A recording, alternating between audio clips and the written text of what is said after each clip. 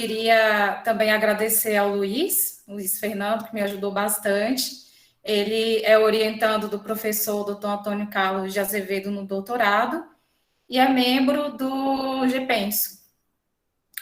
Vou falar aqui também mais uma colocação em relação aos participantes.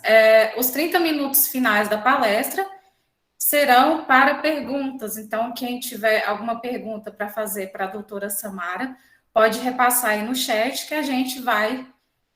pode colocar aí no chat, que eu irei repassar a Samara, a doutora Samara.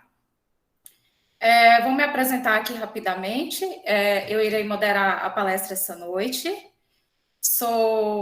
Meu nome é Fernanda Correia, sou formada em Engenharia Florestal pela Universidade de Brasília, sou especialista em perícia criminal pelo IPOG-DF, fiz a matéria, participei da matéria do professor Dr. Antônio Carlos de Azevedo em Mineralogia do Solo, da Exalc-USP, e sou servidora pública da Polícia Científica do Paraná, no cargo de agente de perícia.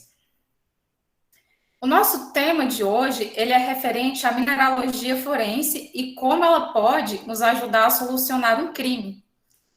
E para saber mais sobre esse tema, convidamos aí a doutora Samara Testoni para ministrar a palestra Mineralogia do Solo aplicada às ciências forenses, e ela vai falar do seguinte caso: como um grama de solo pode ajudar a solucionar um homicídio.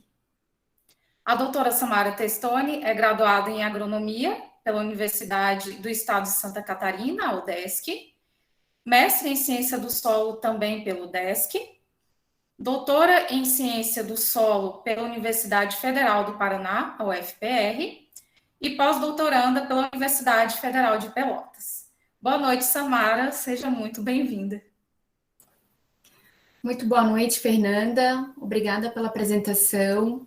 Boa noite a todos. Quero agradecer desde já o convite para realizar essa preleção. Tanto a Fernanda, né, que fez toda a mediação para a gente encontrar aqui o melhor horário, melhor data. Ao Luiz também, que fez o contato inicial. E ao professor Antônio Azevedo, né, que está nos bastidores aí, organizando tudo também. Muito obrigada por essa oportunidade. Então, eu preparei para a nossa palestra de hoje alguns slides, sem muita informação escrita, né? Que seja algo mais tranquilo aqui para a gente conversar. E separei um caso criminal que foi de grande importância para nós. Quando eu falo nós, eu vou mencionar aqui alguns nomes muito importantes que participaram deste caso e também de outros que eu tive a oportunidade de interagir, de participar. Como o professor Antônio Azevedo comentou anteriormente, o grande mentor dos solos forenses no Brasil hoje é o professor Wander de Freitas Mello. E, pelo que ele comentou também, ele já fez uma palestra com vocês, né? Então, eu tenho uma grande responsabilidade aqui, porque o professor, ele é fora de série. Eu tenho uma grande admiração por ele. Então, eu espero que seja a contento e que seja uma palestra satisfatória. Vou compartilhar aqui a tela com vocês para a gente começar, então, a nossa discussão. Aqui.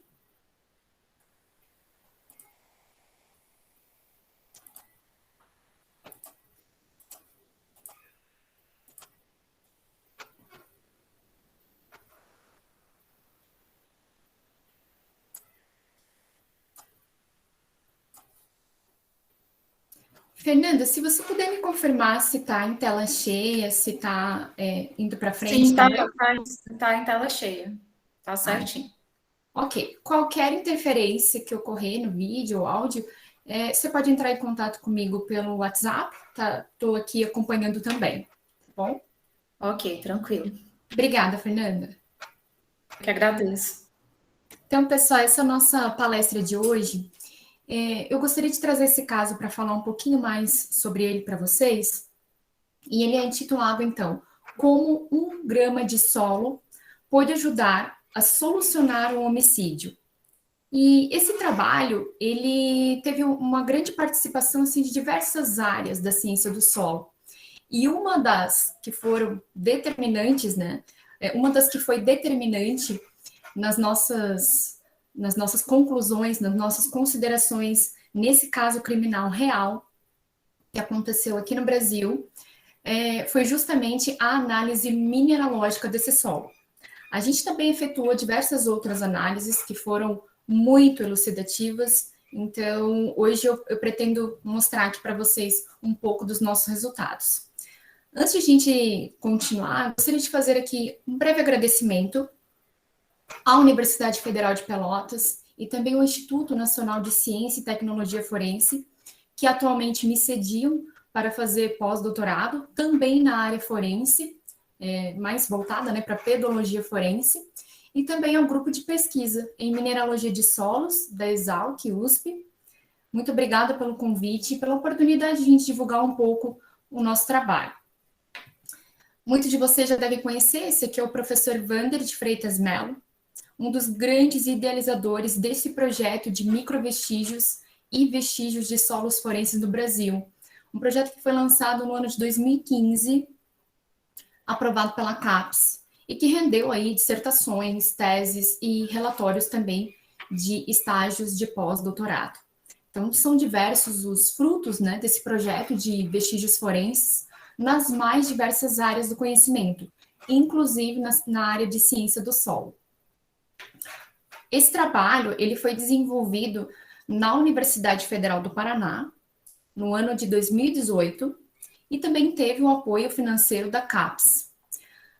Em parceria com a Universidade Federal do Paraná, nós tivemos, então, a Polícia Federal do Paraná e também a Polícia Científica, nas pessoas do perito criminal federal Fábio Augusto Salvador e do perito científico Alexandre de Lara.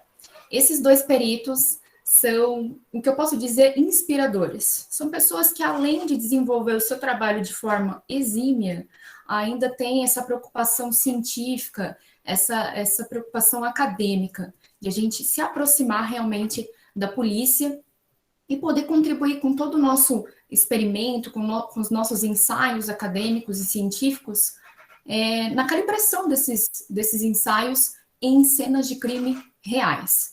Então, a gente tem feito aí diversos esforços no laboratório, tanto em relação à parte de coleta, como também em relação à parte analítica dos solos forenses no Brasil. Porém, é sempre preciso a gente validar, fazer testes, para ver se de fato os nossos ensaios e as nossas pressuposições, elas são efetivas, elas têm algum valor em cenas reais. E esse foi um dos casos, um dos primeiros casos que a gente teve a oportunidade, então, de validar o que estávamos testando anteriormente em cenas de crime simuladas. A gente já realizou várias delas também, hipotetizando um crime e como poderíamos proceder na coleta e no processamento das amostras em laboratório. Então, inicialmente, eu gostaria de ambientar vocês na importância e no que são os solos forenses. Quando a gente fala de solos, automaticamente a gente pensa muito em agricultura, que é, né, a base aí da agricultura são os solos, né? A gente também pensa em várias funções que o solo apresenta. Porém, quando surge essa nova vertente dos solos importantes e muitas vezes elucidativos em cenas de crime, aqui no Brasil ainda é um contexto muito incipiente, pouco desenvolvido. Agora, se a gente se reportar a países como Estados Unidos, Austrália, Reino Unido, Nova Zelândia, Índia também, e outros, a gente começa a perceber na literatura que já existe muito material, muitas notas técnicas, artigos científicos de excelente qualidade, reportados na literatura, de trabalhos realizados nesses países, que são apenas alguns exemplos. Aqui no Brasil, o primeiro trabalho que a gente tem conhecimento foi realizado no ano de 2008, inclusive lá na Universidade Federal do Paraná, com a autoria do professor Wander de Freitas Melo e uma orientada de mestrado dele, que era uma perita da Polícia Científica, e chegou até ele, né, com amostras de solo, querendo respostas, querendo correlações daquela amostra de solo. E é aí que eu gostaria de comentar, então, com vocês sobre a importância dos solos forenses. Então, os solos, eles apresentam uma grande diversidade de características. Essas características, como vocês já devem saber, de fato, elas podem ser de natureza física, química, mineralógica, característica também biológica. E qual é a importância dessas características no contexto criminal? Os solos, dependendo das frações predominantes que ele apresenta, por exemplo, silt, areia, argila, ele pode ter um potencial de aderência, ou seja, de impregnação em qualquer superfície que é muito variado. Esse potencial de aderência está relacionado a dois outros aspectos que são imprescindíveis quando a gente fala de solos forenses, que são o potencial de transferabilidade e o potencial de rastreabilidade. Então, aderência, transferabilidade e rastreabilidade tornam os solos forenses passíveis de serem rastreados, de serem analisados e indicarem a sua proveniência. Os solos eles podem ser encontrados em uma cena de crime das mais diversas formas. Quais são as formas mais comuns? Vou começar por essa figura aqui no canto inferior. A forma mais comum de a gente encontrar um vestígio de solo, ou ainda uma quantidade menor, que é chamada de microvestígio de solo, em uma cena de crime, é justamente no solado do calçado. Se vocês hoje pegarem os seus calçados, que andaram eventualmente na rua, provavelmente eles terão algum pequeno agregado ou partículas, micropartículas de solo aderidas ao solado. Se tiver chovido na cidade onde vocês estão, essa probabilidade vai aumentar exponencialmente, porque além do tipo de fração predominante que o solo apresenta, o teor de umidade também tem relação direta com esse potencial de aderência em diferentes superfícies, e ainda mais no solado de calçado. Outro local muito comum são os rodados de veículos. Eles podem ficar, então, aderidos nas ranhuras desse rodado, e além de ter essa aderência, a gente ainda pode verificar marcas de rodado que podem dar, né, indícios de qual tipo de pneu, de qual veículo que esteve naquele local do crime. Ferramentas como pás, enxadas e outras são comumente utilizadas para enterrar corpos. Inclusive, não é um caso de hoje, mas nós tivemos também a oportunidade de participar de um caso criminal real em que partes do corpo da vítima haviam sido enterradas em uma zona florestal e uma zona rural, uma zona mais agrícola. E lá nós encontramos, então, as partes enterradas e a ferramenta que foi utilizada para enterrar essas partes com o solo aderido, conforme vocês estão verificando aqui na imagem. Outro local comum é sob as unhas, ou ainda nos orifícios nasais, auriculares, aderidos à superfície da pele, nos cabelos. Mais comum também, fibras de roupa, principalmente em locais que apresentam maior teor de argila, que tende a se aderir mais firmemente do que partículas arenosas, por exemplo. Quando a gente vai fazer uma perícia no local de crime, juntamente com os peritos, e nesse local há algum veículo, a primeira coisa que a gente verifica é o interior do veículo. E no interior, provavelmente, você vai encontrar vestígios de solo aderidos no pedal, nos pedais, nos carpetes, tanto do carona como também nos traseiros. Muito importante verificar os paralamas e também os rodados do veículo. E, claro, retrovisor e toda a parte externa e também algo que às vezes parece inusitado, mas normalmente as ferramentas utilizadas, se elas estiverem no veículo, elas estarão no porta-malas, que também é muito importante fazer essa verificação. Então, esses são os principais locais, e a importância dos solos aqui, ela tem então relação com essa aderência, a aderência tem relação com a sua composição, também com o seu teor de umidade, com a sua mineralogia, tem relação também com o tipo de superfície que você vai encontrar na cena do crime. Existem superfícies que aderem mais facilmente, outras desprendem as partículas mais facilmente. Além disso, a gente também tem que considerar aquele segundo aspecto, que é a transferabilidade.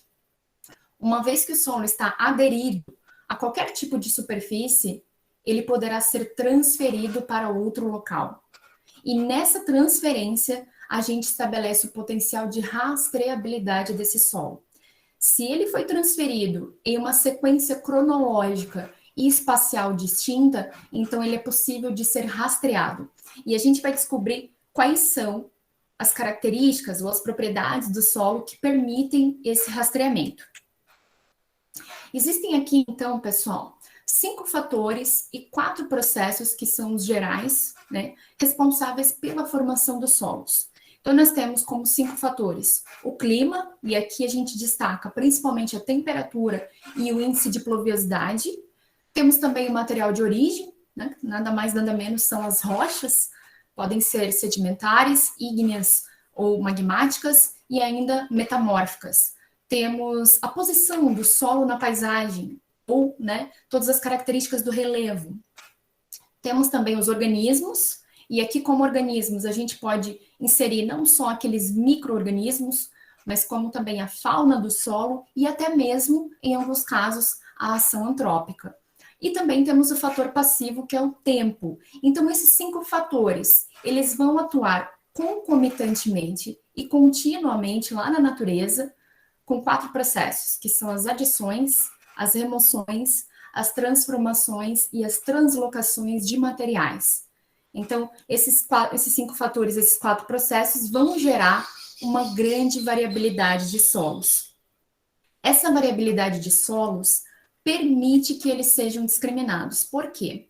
Porque eles vão apresentar todas aquelas características que eu comentei anteriormente, físicas, químicas, mineralógicas, biológicas, morfológicas, eles vão apresentar essas características únicas para cada local. Então, se a gente sabe que os solos são variáveis de acordo com aqueles fatores e processos, a gente não pode afirmar que um solo é igual de um local para outro, ainda que ele esteja a centímetros de distância ou até milímetros de distância. Exemplo, nossa, normalmente o pessoal me pergunta, como assim? Eu estou vendo que ele tem cores iguais? Como é possível afirmar que esse solo pode ser diferente?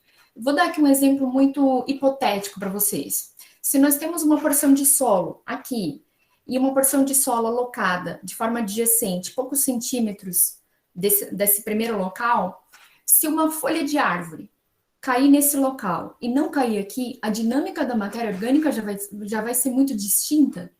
Então, as características desse solo já não serão as mesmas. Se esse solo está numa posição elevada da paisagem ou numa posição mais na baixada da paisagem, com certeza a dinâmica também vai ser diferente. Então, aqui são apenas alguns exemplos para a gente mencionar que os solos são distintos e podem ser discriminados. Essa aqui é apenas um quadro que, inclusive, foi roubartilhado do professor Vander, e eu gostaria de mostrar a vocês quantas colorações distintas o solo pode assumir aqui em Pelotas, São Paulo, todos os estados do Brasil, todos os países, continentes no mundo. Então, todos esses solos, eles são de diferentes locais e eles vão variar de acordo com todos aqueles fatores e processos que eu comentei anteriormente com vocês. Se os solos podem ser discriminados, então é possível nós encontrarmos o seu local de origem, a sua proveniência. E esse é o grande pilar dos solos forenses. Um perito que realiza uma análise pericial em uma cena de crime, se ele encontrar vestígios de solo em qualquer superfície que faça parte dessa cena de crime, ele precisa saber de onde esse solo veio. E para que ele consiga obter essa resposta, é possível, então, realizar uma série de técnicas analíticas, inclusive que não necessitam de equipamento, mas que também necessitam, para obter essa resposta.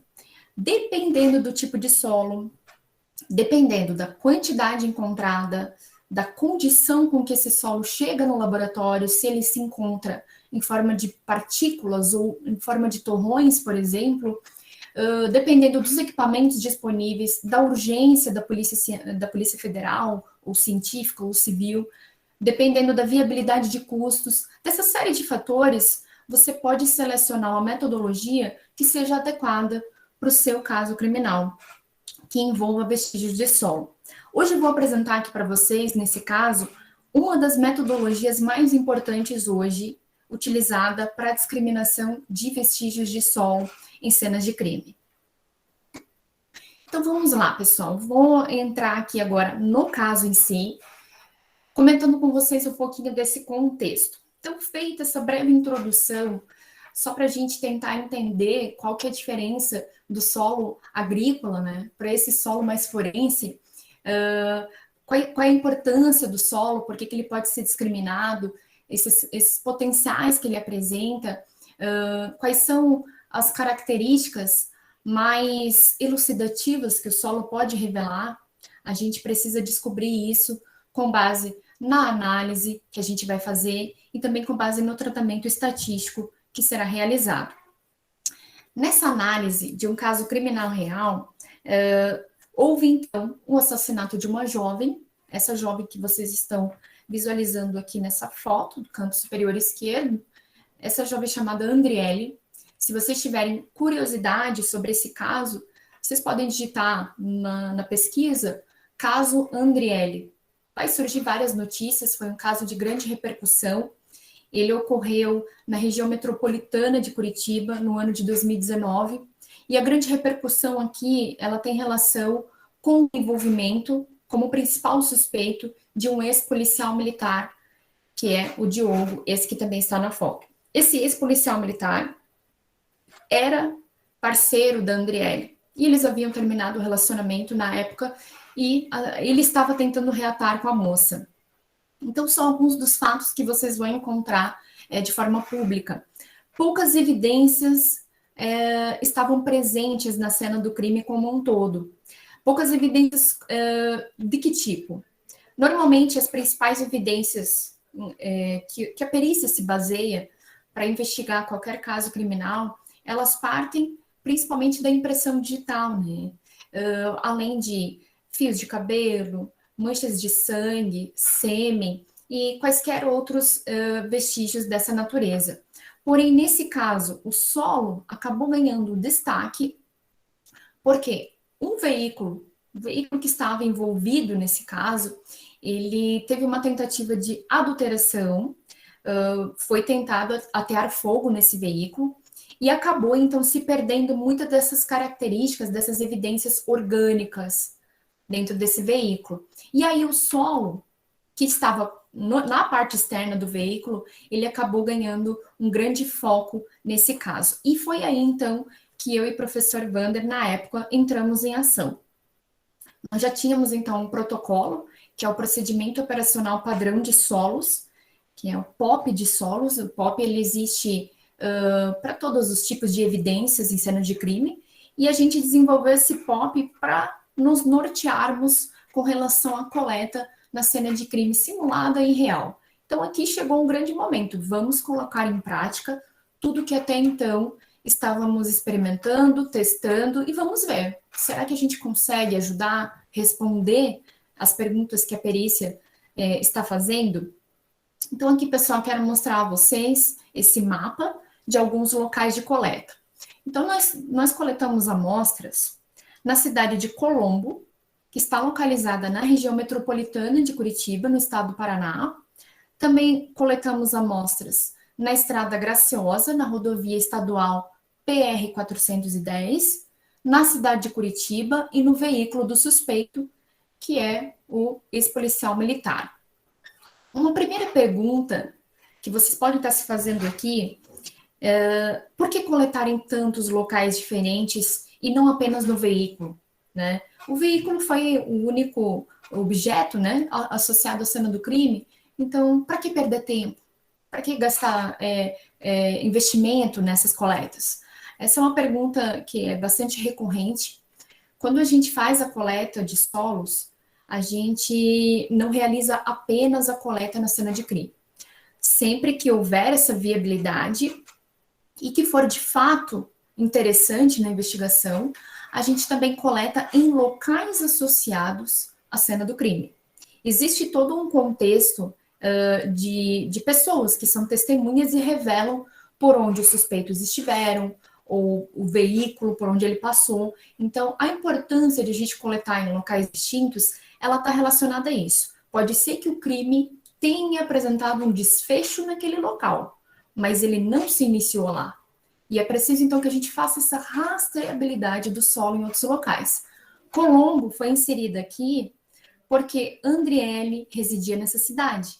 E a última vez que ela foi vista pela câmera de segurança do condomínio onde ela morava foi justamente na cidade de Colombo. Na madrugada do dia 9 de maio de 2018, essa moça foi vista saindo do seu prédio, acompanhada desse policial militar, em torno de 3 horas da manhã. E foi a última vez que ela foi vista. Na sequência, então, eu vou contar mais para frente tudo o que aconteceu. Estrada Graciosa. Aqui na Estrada Graciosa, a gente fez uma coleta em vários pontos e eu vou apresentar no mapa seguinte aqui para vocês. Curitiba, por que a gente coletou lá? Curitiba é um grande centro, tá? Ali é a principal cidade, né? No entorno das cidades menores na região metropolitana de Curitiba. Como vocês podem ver, ela está aqui no centro, temos Colombo, Campina Grande e outras cidades menores no entorno. Então, é muito provável que esse veículo possa ter transitado também em Curitiba. Então, nós utilizamos amostras também dessa cidade. Veículo do suspeito. Em um primeiro momento, no interior dele, não encontramos nenhuma partícula. Parecia... ele estava incrivelmente limpo no seu interior, mas por fora, o olhar clínico do professor Vander encontrou vestígios de solo que foram determinantes, decisivos nesse caso. Quero deixar aqui novamente meu grande agradecimento ao professor Vander. Esse trabalho ele só foi para frente realmente por causa dele. Aqui nós temos, pessoal, um mapa específico da Estrada da Graciosa, que eu deixei à parte para mostrar para vocês, porque ele tem grande importância nesse contexto criminal. Para todos os locais de coleta, não só na Estrada Graciosa, como também Curitiba, Colombo, né? Todos os locais anteriores, a gente estabeleceu esse quadrante aqui, ó, que vocês podem visualizar nesse canto esquerdo inferior. Esse quadrante, ele apresenta, então, um ponto em cada vértice e um ponto central. Esses pontos estão distantes em 1,5 m e faz-se a coleta dessa forma, padronizada, para que, de fato, a gente possa comparar os resultados posteriormente. Então, coleta-se todas da mesma forma e depois a gente compara, então, os resultados lá do laboratório. Temos 5 pontos na Estrada Graciosa. Desde o seu nível inferior, na cidade de Morretes, nós temos o ponto 1, o local 2 de coleta, o local 3, que se refere ao local de descarte do corpo da vítima, após 2 semanas daquela filmagem que foi encontrada, né, na madrugada do dia 9 de maio de 2018, após 2 semanas, o corpo da Andriele foi encontrado na Serra da Graciosa, estava na beira de um barranco, dentro de um saco plástico preto, e ele foi encontrado, até o que a polícia nos revela, de forma acidental por um motoqueiro, que disse que parou na Estrada Graciosa, apoiou o capacete no retrovisor, e por um descuido, esse capacete acabou escapando do retrovisor, rolou barranco abaixo e caiu ao lado do corpo da Andriele, que estava dentro do saco preto, já em grande estágio avançado de decomposição. Já não era nem possível conseguir reconhecer apenas pelo corpo. Então, a identificação para confirmação se era o corpo da Andriele foi feito com base na arcada dentária. Então, esse local 3, ele se refere ao local de descarte do corpo. E o local 4, como vocês podem ver aqui, muito próximo, tem relação com marcas de pneu que foram encontradas próximas do local de descarte. E o último, no nível superior da Estrada Graciosa, já muito próximo da Rodovia Federal 116, lá do Paraná. Então, esses foram os pontos da Estrada Graciosa, onde o corpo da Andriele foi encontrado. Da mesma forma, por que não coletar somente onde o corpo dela estava? Bom, o suspeito poderia alegar, olha, eu estive na Serra da Graciosa, mas eu fui a passeio, eu não tive nenhuma relação com o local onde foi encontrado o corpo dela. vocês podem rastrear o solo encontrado no meu veículo. Ele não vai passar nem perto do local do corpo. Ele poderia alegar isso no tribunal. Então, para isso que a gente coletou diversos pontos, para realmente mostrar, se fosse, né, o caso, no ponto 5 da Estrada Graciosa, não tem relação, não existe relação do veículo com o ponto 5. Existe relação do veículo com o ponto 3? É o que a gente vai descobrir nos próximos slides. Então, a amostragem no veículo do suspeito, no veículo do Diogo, ex-policial militar, ela foi feita inicialmente no interior dele, também no porta-malas, estava muito limpo, não havia partículas, não havia nem no banco, nem no carpete, nem nos pedais. Nós ficamos, confesso, assim, desmotivados quando a gente entrou no veículo. Porém, quando a gente começou a perícia do lado externo, o professor Vander encontrou no paralamas e também no retrovisor esses vestígios impregnados. Aqui na foto, pessoal, é estranho, mas parece que há muita quantidade. Se vocês soubessem como era apenas um micro vestígio, realmente na foto parece que é muito mais. Esses respingos unidos a esses vestígios do paralamas, eles resultaram em uma quantidade equivalente a 500 miligramas, ou seja, 0,5 gramas de solo, que é uma quantidade muito reduzida se a gente comparar com aquela que a gente retira da plantação, né, na área agrícola, da lavoura, para fazer uma análise de rotina. Então, era menos de 1 grama de solo. Por isso, o título da palestra, né, que eu falei para vocês, como 1 grama de solo pôde solucionar e ajudar a solucionar esse caso. E esse gráfico que eu trouxe aqui para vocês, ele não está perdido aqui no meio. Eu só gostaria de mostrar a vocês alguns dados aqui que foram muito importantes na aderência desses vestígios de solo, tanto no retrovisor como também no paralamas do veículo.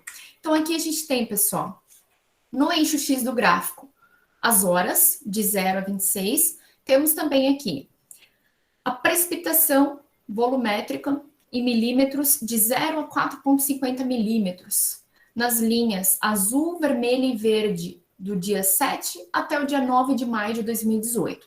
O destaque aqui vai para o dia 8 de maio de 2018, que apresenta uma elevação no gráfico superior em relação aos dias, tanto o dia 7 como ao dia 9. Qual que é a importância dessa maior precipitação? Ainda que seja uma baixa precipitação, ela é maior em relação ao dia 9, por exemplo. O dia 9 de maio de 2018 foi a possível data em que Andriele foi morta e descartada na Estrada Graciosa, naquele barranco. No dia 8, havia chovido essa quantidade. Qualquer veículo que transitasse pela Estrada Graciosa provavelmente teria um maior potencial de aderência de vestígio de solo em função da condição ambiental aqui presente. Um maior teor de umidade favorece a impregnação, ainda mais na Estrada Graciosa, que é uma área de floresta. Você tem mais teor de matéria orgânica, você tem maior umidade, e isso tudo ajuda na impregnação ou na aderência do solo em quaisquer superfícies. Então, aqui foi um ponto aí a favor das investigações que a gente gostaria de apresentar a vocês. Feito esse breve relato, então agora vamos para a metodologia que a gente selecionou. Então, esse material era muito precioso, apesar de ter uma pequeníssima quantidade, a gente precisava fazer o maior número possível de análises. Por quê? Quando a gente tem um laudo pericial científico para a gente construir uma resposta tão séria como essa, acusar ou pelo menos ajudar a acusar ou absolver alguém, com base no que nós vamos apresentar, a gente tem que ter muita seriedade e muita certeza no que a gente está fazendo, né? No sentido de várias análises, um laudo robusto, que nos permita realizar várias inferências e interpretações que não sejam meras suposições ou subjetividades. A gente precisa realmente de números, de tratamento estatístico para validar essas informações. E, claro, ajudar a polícia, junto com as outras evidências que provavelmente eles encontraram nessa cena, para eles elucidarem o caso e encontrarem o assassino da Andriele.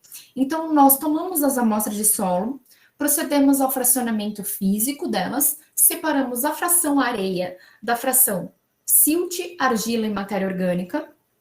Por quê? A fração areia, nas análises que a gente separou aqui para fazer, ela poderia ter uma interferência negativa, principalmente na difração de raio-x, para a gente avaliar a assembleia mineralógica dessas amostras de solo, e também na parte de extrações químicas sequenciais, que eu vou falar posteriormente com vocês. Então, por isso a gente separou a fração areia, e somente nessa fração a gente fez, então, o perfil mineralógico dela na difração de raio-x.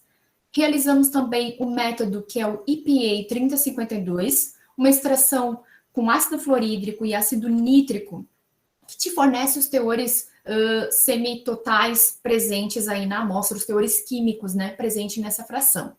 Nas frações finas do solo, silt, argila e matéria orgânica, inicialmente a gente desenvolveu uma triagem preliminar, que não é conclusiva, ela é apenas avaliativa, que é a avaliação da cor. Vamos analisar aqui, antes de a gente parcelar esse solo, antes de a gente entrar com reagentes e promover a sua dissolução, vamos analisar quais são as nuances que ele tem em relação à cor. Fizemos também uma extração com hipoclorito de sódio para remoção da matéria orgânica. Na sequência, a gente procedeu a extrações com oxalato de amônio, ditionito citrato bicarbonato de sódio e hidróxido de sódio. São muitos elementos, muitos componentes. Deixa eu explicar aqui rapidamente para vocês essa extração com esses três últimos aqui, o OA, DCB e NOH. Essa extração ela é muito utilizada em diversos trabalhos, né, que visam avaliar não só os minerais presentes nas frações do solo, como por exemplo estas, como também os elementos químicos que compõem esses minerais.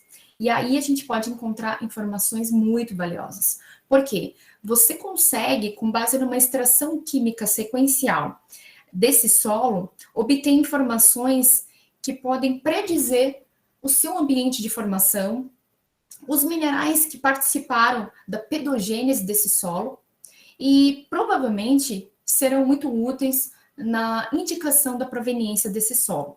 Então, quando a gente realiza a extração com oxalato de amônio, ela vai fornecer o teor dos elementos químicos que fazem parte dos minerais que a gente chama pobremente cristalinos do solo, ou os minerais amorfos. E aí a gente tem, por exemplo, a ferridrita, um óxido de ferro amorfo, ou ainda a sílica opalina, entre outros. Na extração DCB, que é na sequência, você recupera o material e dá continuidade, a gente obtém, então, os óxidos de ferro, por exemplo, aqueles pedogenéticos, óxido de ferro hematita, goetita, gibsita também. Porém, principalmente os óxidos de ferro, a hematita e a goetita. Na extração NaOH, que é a última, né, o que restou da tua amostra a gente leva para o NaOH. A gente obtém traços de gibsita, que são persistentes, e também alguns traços de aluminosilicatos de baixa cristalinidade.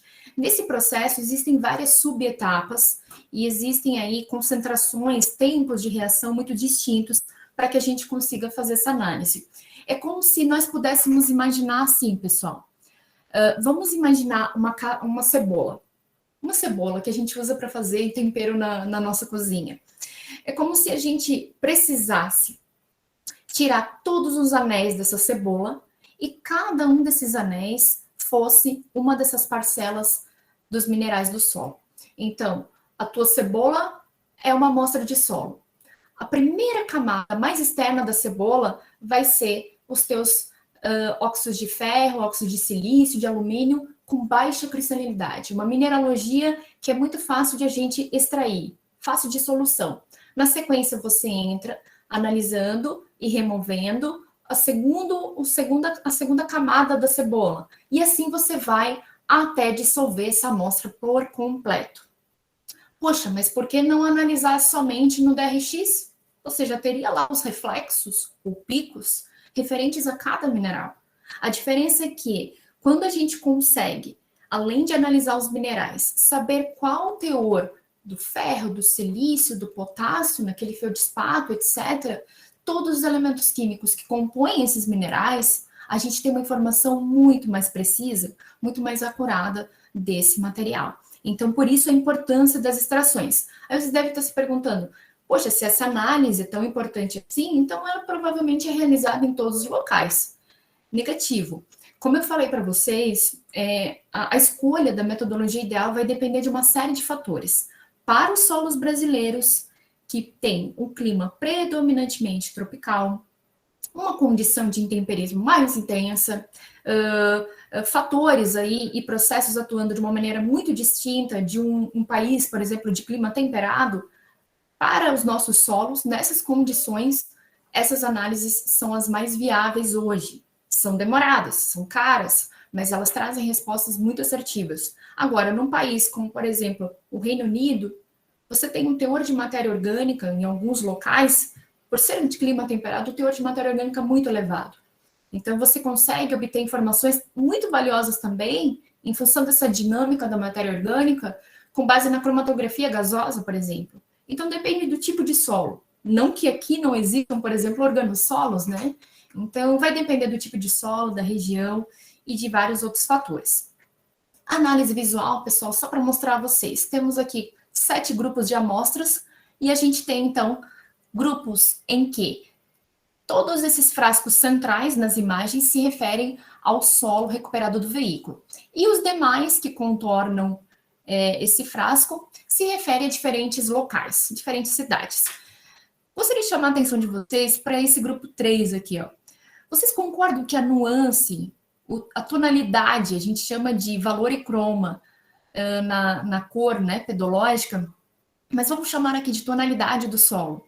Ela tem uma tonalidade muito mais aberta, muito mais brunada, vamos dizer assim, em relação a essa tonalidade, que é um pouco mais escura.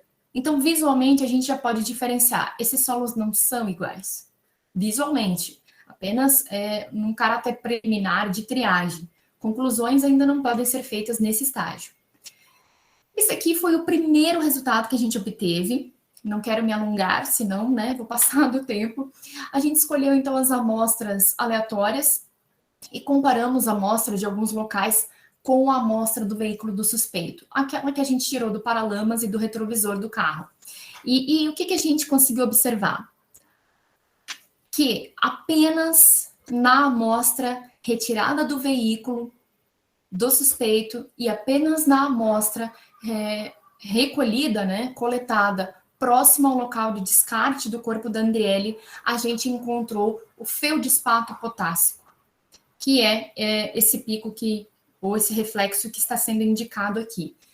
Esse feldespato potássico, ele é muito típico de solos formados de rochas graníticas, que são muito predominantes, muito comuns lá na Serra da Graciosa. Então, essa foi a nossa primeira análise, e eu nunca vou esquecer, eu estava sozinha no laboratório, e esses picos, eles se formam gradativamente. Quando eles começaram a surgir na tela, eu fui correndo lá na sala do professor, chamar ele, e falei, professor, a gente está no caminho certo. A gente precisa seguir adiante com as nossas análises, porque as nossas hipóteses estão sendo, sim, validadas, não estão sendo refutadas. Olha só, o feldespato potássico só existe próximo do local de descarte do corpo e no veículo do suspeito. As outras amostras, mesmo na Estrada Graciosa, em Curitiba, em Colombo, não apresentaram esse reflexo. Então, existe uma relação e a gente precisa investigar ela melhor. Nós dois ficamos muito animados e a gente, então, deu prosseguimento nessas análises. Aqui eu gostaria de apresentar a vocês a quantidade muito reduzida da qual a gente partiu no laboratório, 0,5 gramas, equivalente a 500 miligramas. E a cada extração sucessiva daquela etapa mineralógica e química, essa quantidade ia reduzindo 0,4, 0,3, 0,2, até se tornar quase nada. Então, qualquer partícula aqui perdida era muito preciosa, a gente tinha que guardar realmente esse material. Partindo para o tratamento estatístico. Então, a gente fez lá várias análises físicas, químicas, mineralógicas, que se depois vocês tiverem curiosidade sobre elas, a gente pode conversar um pouquinho mais. Vou apresentar agora aqui o resultado para vocês. Então, os resultados, eles geraram inúmeras tabelas, mas a gente acaba utilizando com base em experiência dos países que já vêm desenvolvendo análise de solo com mais tempo, né? A gente acaba analisando os solos com base em 2 tratamentos estatísticos que faz parte da estatística multivariada. O dendrograma de similaridade de Bray-Curtis e a análise de componentes principais, Principal Component Analysis, como ela é chamada, PCA. Muito bem. Esses 2 tratamentos estatísticos, eles nos mostram qual é o índice de similaridade e qual é o compartilhamento de características entre as amostras, com base nesse dendrograma e com base no agrupamento que elas vão apresentar. Então, aqui, pessoal, principal resultado, a gente alcançou 97% de similaridade entre amostras vestígios. Quais? Veículo do suspeito e amostras próximas ao local de descarte do corpo da Andriele. Temos também, para corroborar com essa análise, a PCA, em que mostra aqui o agrupamento das mesmas amostras que apresentaram 97% de similaridade. O veículo do suspeito e aquelas próximas ao local de descarte do corpo. Todas as outras apresentaram aí uma dispersão, uma distância em relação a esse agrupamento, indicando para nós que não compartilham características similares entre si. Possível sucessão dos eventos do crime. Antes de fazer o fechamento, peço desculpas desde já por esse prolongamento aí da minha palestra. Então, possível sucessão dos eventos do crime, pessoal. Na madrugada do dia 9 de maio de 2018, Andriele saiu com o Diogo da casa dela, da cidade de Colombo, foi encontrada morta na Estrada Graciosa, com sinais de asfixia. Muito provavelmente ela foi asfixiada por Diogo, que colocou ela dentro do carro já sem sentidos, desfalecida, e transitou pela Estrada Graciosa em busca de um local de descarte do corpo da Andriele. O primeiro local que ele adentrou para verificar se seria viável para o descarte do corpo foi esse refúgio, que apresentou então marcas de pneu aderidos ao solo, e a gente então encontrou padrões parecidos dos rodados de veículo com essas marcas deixadas no local do crime. Os peritos fizeram essa comparação e a distância das ranhuras, ela tinha muita similaridade, e além disso, a gente encontrou essas marcas de derrapagem. Não conseguindo realizar o descarte do corpo da Andriele nesse local, por conta de o solo estar muito encharcado em função da chuva, para não perder a tração do carro, Diogo tentou então acelerar, nesse processo acabou derrapando, nesse processo de derrapagem, vestígios de solo foram respingados no paralamas e no retrovisor do veículo, foram aderidos. E é justamente esse local que apresentou o match que a gente viu em relação ao veículo do Diogo. Buscando um local adequado, ele saiu desse local para não perder a tração do veículo e encontrou um refúgio próximo, adiante, no próximo local de estacionamento. E lá era só calçamento, não tinha afloramento, não tinha solo exposto. Ele então descartou o corpo da Andriele, que foi encontrado muito próximo desse local da derrapagem. Visto isso, então, quais são as principais conclusões desse trabalho? As análises da fração silt, mais argila, mais matéria orgânica, também da fração areia, mas aqui o grande foco foi nas frações finas. Elas foram capazes de discriminar grupos de amostras de um mesmo material de origem, ou seja, de uma mesma unidade pedológica, porém de locais distintos. E análises químicas que a gente realizou no plasma indutivamente acoplado e também mineralógicas por difração de raio-x excluíram Curitiba e Colombo como local onde o vestígio foi aderido. Conclusão principal aqui em vermelho. O veículo do suspeito trafegou as margens da Estrada Graciosa, próximo ao local de omissão do corpo da vítima. Esse trabalho, pessoal, ele foi publicado no ano de 2018, nessa revista Science the Justice. Se vocês tiverem curiosidade, lá vocês encontrarão muito mais informações, mais detalhes, fotos sobre esse caso. Então, ele está bem detalhado, tanto aqui no artigo, como também na tese que está publicada no site da UFPR. Considerações futuras em relação a solos forenses, pessoal. aplicação de técnicas de solos em outras regiões do Brasil. Agora eu estou tendo a oportunidade de aplicar as técnicas aprendidas com o professor Vander aqui na região de Pelotas, que tem um clima, um material de origem totalmente distintos lá de Curitiba. Além disso, aplicar em climas contrastantes, né? Outras situações também, como, por exemplo, veículos encontrados em locais alagados ou ainda veículos carbonizados. E outro desafio muito grande é realmente obter dados que sejam precisos, que alcancem esse nível de similaridade que 97% para solos é realmente muito alto, considerando que o DNA atinge 99%, né? Então, foi um grande match, foi um dos maiores índices que a gente já alcançou até hoje. Otimizar o tempo analítico, mesmo com resultados que sejam robustos, e realizar a obtenção de um laudo que seja cada vez mais íntegro, mais completo. Então, são esses os nossos desafios. Pessoal, muito obrigada pela atenção de vocês, espero que ainda estejam aí do outro lado. Deixo aqui o meu contato, se alguém tiver curiosidades, perguntas, fiquem à vontade e me coloco à disposição agora para questionamentos e curiosidades. Muito obrigada.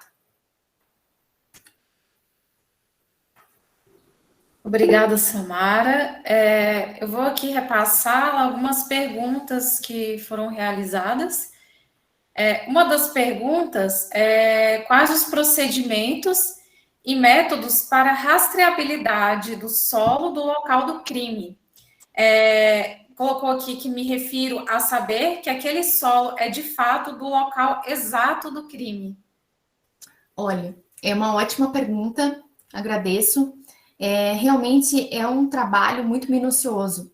E aqui eu comentei com vocês, pessoal, sobre as inúmeras técnicas que a gente aplica, mas certamente a gente também tem todo um material de suporte, né, nos bastidores. Que material seria esse? Mapas pedológicos, artigos científicos já publicados, existe uma infinidade, né, de artigos publicados naquela região, principalmente em função do curso de ciência do solo, né, da Universidade Federal do Paraná. Então, a gente se baseia nessas informações já publicadas, nos mapas presentes e também confia realmente nas técnicas analíticas, que mostraram ali a relevância, né, dessas técnicas na estatística, né? Ficou bem claro mesmo. A próxima pergunta gostaria de saber, no caso de uma área com solo de textura mais arenosa, né, a textura mais grosseira, qual a maior dificuldade para se fechar o caso e quais as análises seriam mais interessantes?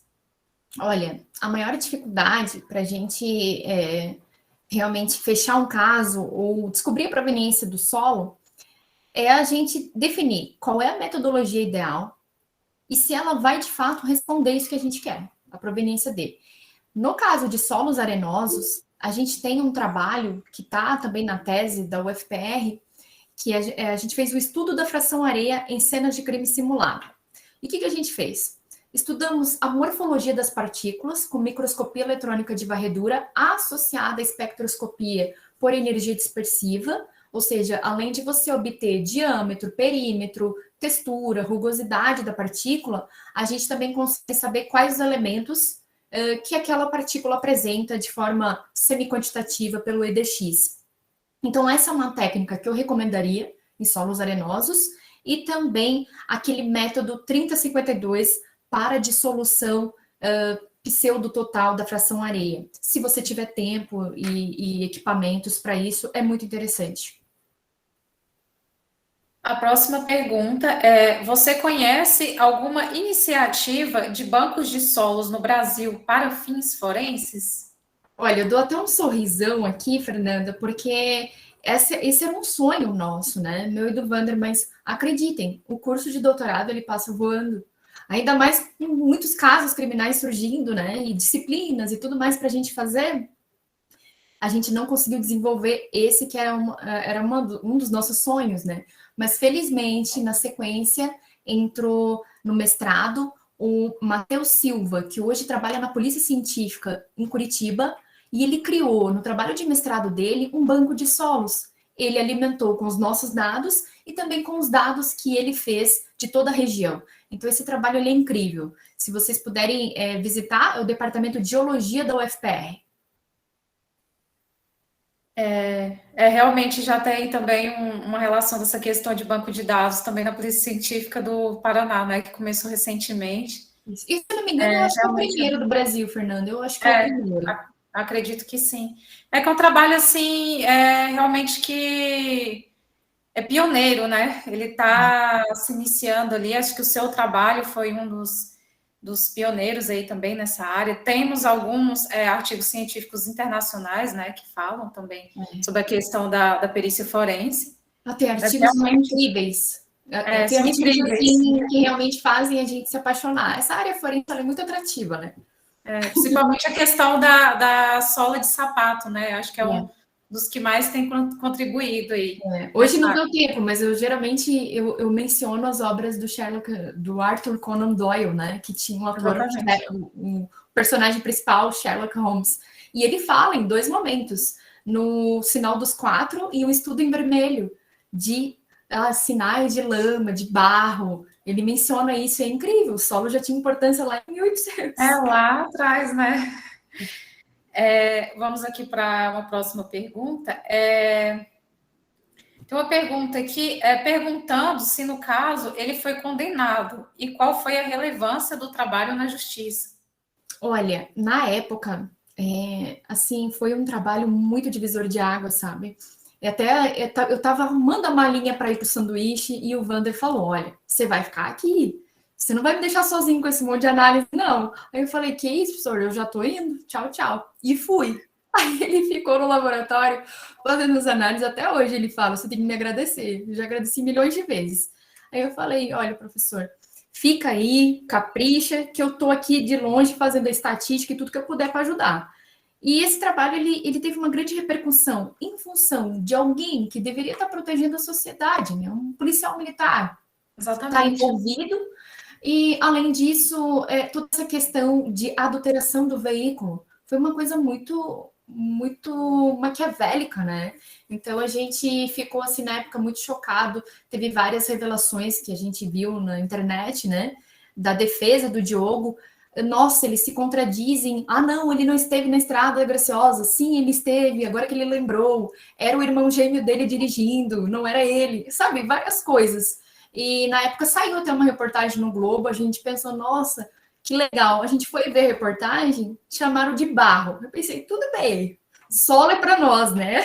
Barro já tá bom. Mas foi de grande importância e serviu para a gente validar.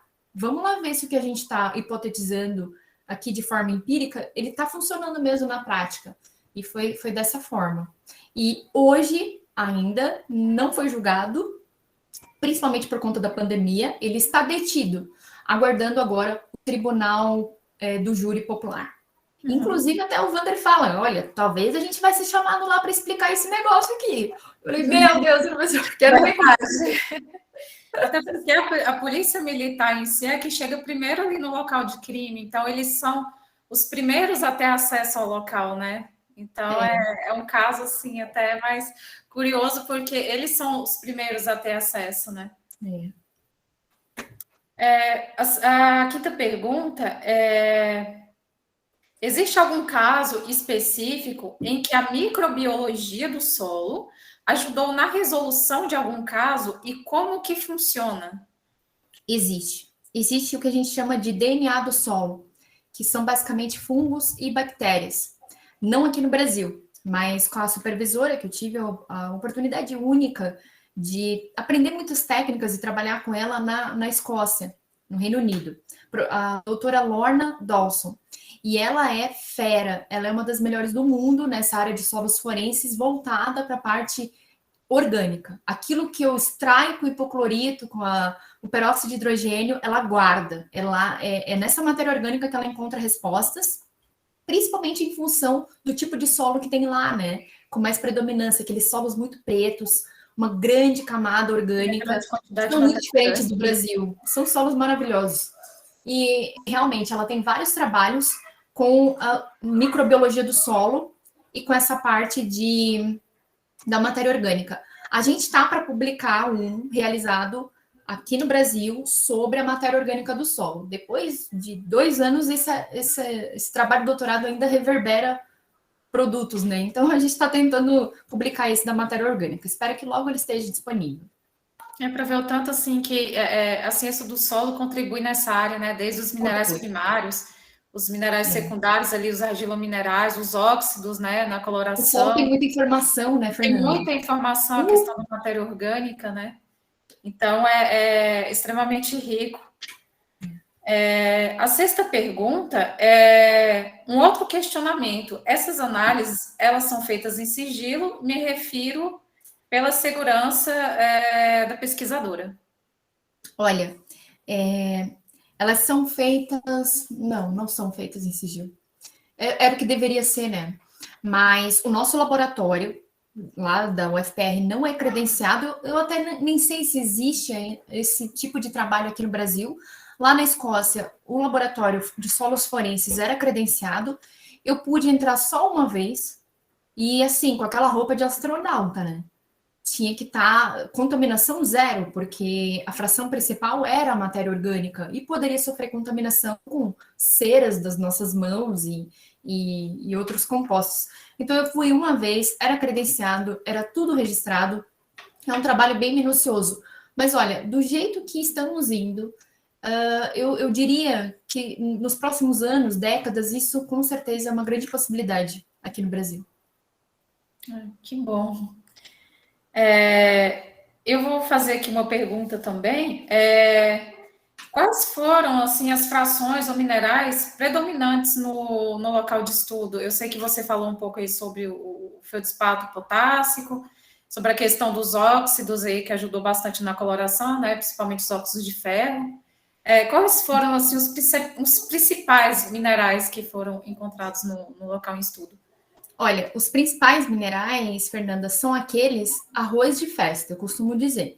Eles estão em todos os solos brasileiros, praticamente, né? Eles são minerais muito comuns e essa predominância deles tem relação com os nossos fatores e processos, com o nosso clima predominante, com a intensidade do intemperismo, como eu comentei. Então, primeira coisa, caulinita, quartzo, muito pouco, vermiculita, esmectita, né? Que ocorre em menor quantidade. Aqui no sul, nos Pampas Gaúchos, já tem bastante em alguns solos desses 2:1, né? Mas os minerais que ocorrem, os picos mais evidentes são esses, que são os mais comuns. E aí, por que só fazer o DRX me apontando gibsita, hematita, goetita não seria suficiente? Porque só o DRX eu não iria conseguir diferenciar aquelas amostras tão próximas entre si, né? Do local de descarte do corpo, do ponto 2, do ponto 3 da estrada graciosa. Então, para isso que a gente faz, vai no âmago desse mineral, tenta extrair toda a informação que ele tem, todos os elementos químicos que estão lá na estrutura cristalina dele, e a gente tenta, então, obter os teores. E com base nesses teores, a gente consegue dizer, olha, esse solo tem maior teor de ferro extraído por oxalato de amônio. Logo, ele tem maior teor de ferro pobremente cristalino. Então, provavelmente o teor de umidade nesse solo era maior, que impedia a cristalização desse mineral. A gente faz várias suposições, né? Mas aqui a grande estrela desse trabalho foi realmente o feldspato potássico. Ele não... Não, DRX, né? O Vander é uma pessoa com um humor, assim, incrível, né? Ele sempre falava, olha, esse cara não deu sorte. Choveu. A gente tem uma grande diversidade de material de origem lá em Curitiba. Ali em Colombo você tem calcário, rochas metamórficas. Lá em Curitiba você tem o argilito. Lá na Graciosa você tem o granito. Ficava muito fácil para a gente diferenciar, né? Agora, diferenciar solos de um mesmo material de origem, aí exige mais técnica. Então, foram esses os bastidores. Queria mencionar aqui para vocês que a gente utilizou o POP, né, para coleta de solos, mas já está em andamento, em fabricação. A gente fez várias reuniões já, o PAP, que é o procedimento analítico de solos. Então, além da coleta, a gente também está tentando padronizar as análises. E quem está à frente desse projeto incrível é o Matheus Silva, que eu comentei do banco de dados. A última pergunta aqui para a gente finalizar é: você considera que só a fração silt mais argila já seria suficiente para resolver o caso? Se eu pudesse escolher entre as frações, eu escolheria a fração argila, a rainha, né? Por quê?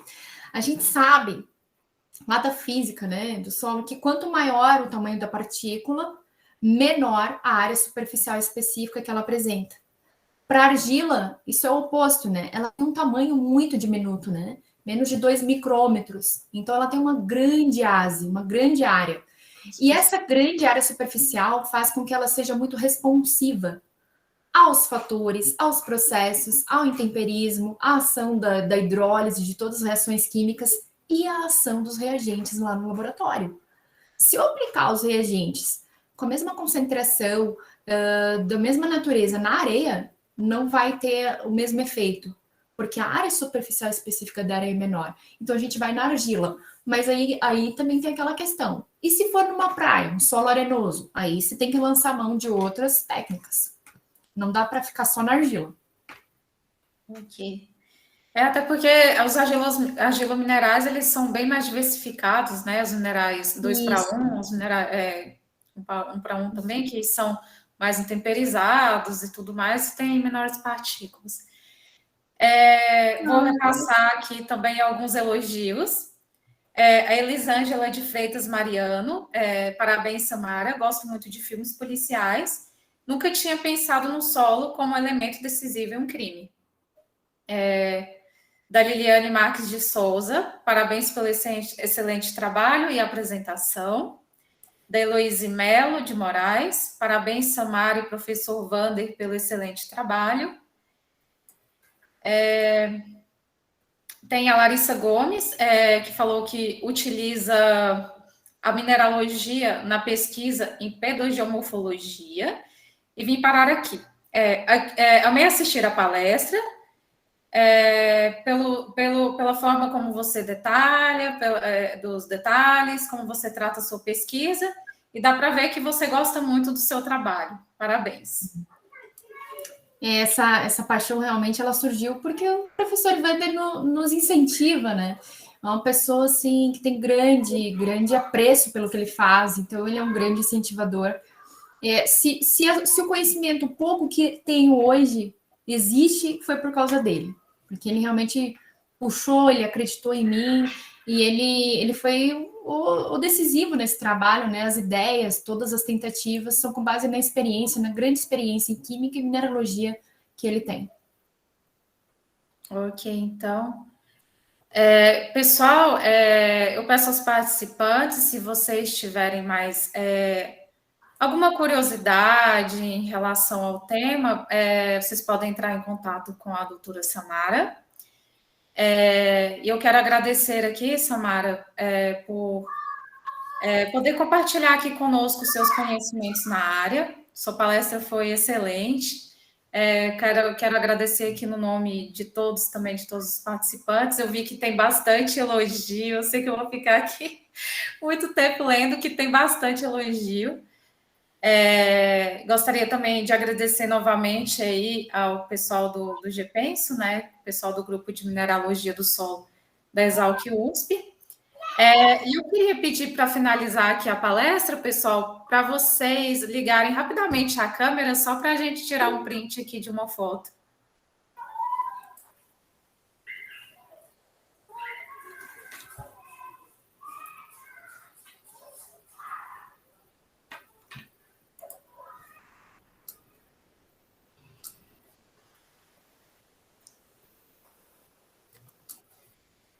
Todo mundo se arrumando, todo mundo se ajeitando.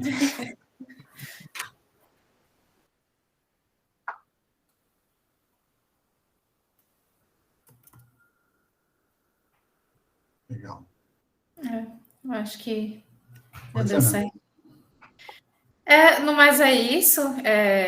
Só tenho que agradecer pelos conhecimentos, por todos os participantes aqui. E finalizo aqui. Se o professor tiver alguma consideração, Luiz, fique à vontade. Obrigado, Fernanda. Obrigado, Samara, Luiz, pela iniciativa, pela organização. Foi legal, né? Acho que esse também é o papel do GPenso, né? Fico muito contente concordo plenamente com a Samara. O Wander é uma pessoa, é um excelente pesquisador, um ótimo mineralogista e como pessoa também é muito especial. Muito jóia, muito bom mesmo. Agradeço todo mundo que compareceu a esse nosso evento, né? Espero que tenha atingido a expectativa aí, tenho quase certeza, né? Tenho praticamente certeza que depois dessa apresentação da Samara, as expectativas foram atingidas ou ultrapassadas. Então, lembrando também que a gente está gravando, né? Gravou essa apresentação e o Luiz vai preparar ela e deixar disponível no canal do nosso grupo no GPenso. A gente vai mandar o link para quem se inscreveu, a gente tem o endereço de e-mail, a gente manda o link. É isso, né, Luiz? Legal. Então, tá joia. Mais uma vez, obrigado, Samara, Fernanda, Luiz. Eu que agradeço. Boa noite a todos e até a próxima. Espero que seja breve. Um abraço. Boa noite aí a todos. Boa noite, Samara. Boa noite, muito obrigada. Obrigada.